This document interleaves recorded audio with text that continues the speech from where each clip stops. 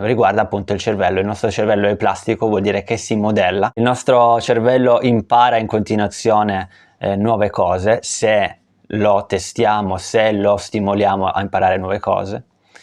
E come le impara queste nuove cose? Semplicemente connettendo questi segnali elettrici e chimici a vie diverse del nostro cervello. Il nostro cervello è fatto da migliaia, milioni di neuroni che diciamo si accendono e si spengono, pensali come fili elettrici, cavi elettrici che si accendono e si spengono in base a quello che dobbiamo fare, che può essere un pensiero, che può essere un'attività fisica. Come fai a imparare un nuovo strumento musicale? Semplicemente accendendo e spegnendo, ovviamente si fa in modo inconscio, quell'azione più è ripetuta e più quel percorso, si chiama percorso neuronale, quindi questi cavi elettrici, questi percorsi elettrici e chimici vengono attraversati più e più volte e questo percorso viene in un certo senso imparato.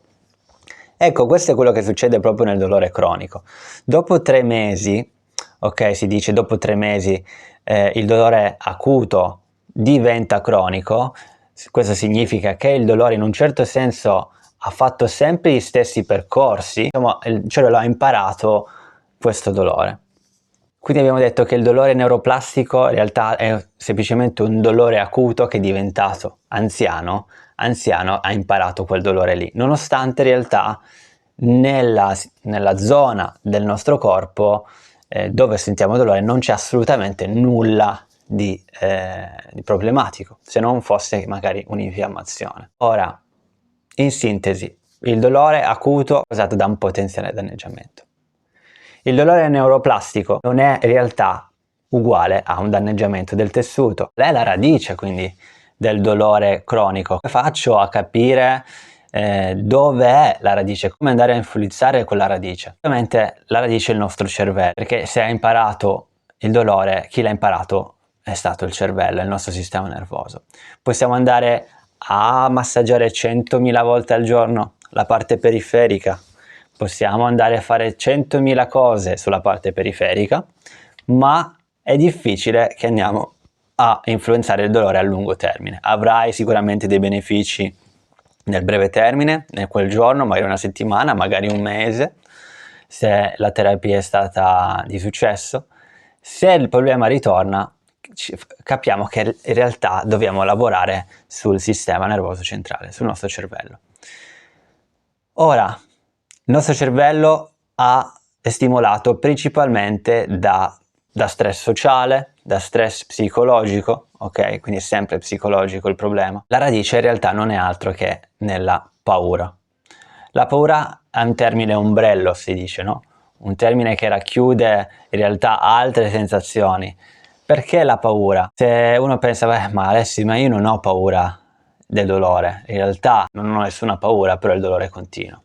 Ora, se io ti dicessi che la paura è sinonimo di stress, di angoscia, di preoccupazione, di senso di colpa, potresti pensare che in realtà quelle altre sensazioni, più o meno, se non tutte, le stai provando in questo periodo. Ecco che lì arriviamo a un percorso psicologico, perché si è visto che chi ha problemi neuroplastici in realtà ha problemi anche emozionali, quindi di stress, di angoscia, di preoccupazione.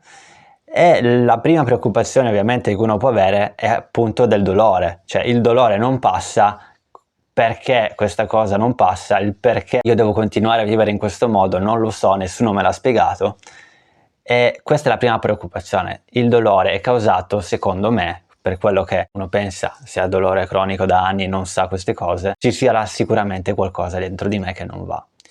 In realtà non c'è nulla che non va, il tuo sistema nervoso funziona perfettamente. Andiamo a parlare di questa parte, quindi la radice del dolore, la paura, nel prossimo video e ti insegnerò la terapia, le tecniche per andare a capire come andare a modificare il dolore neuroplastico, perché puoi capire che se il dolore è stato imparato, allo stesso modo lo possiamo disimparare, ok? Attraverso delle tecniche che si chiamano mind body, ok? Ci vediamo al prossimo video.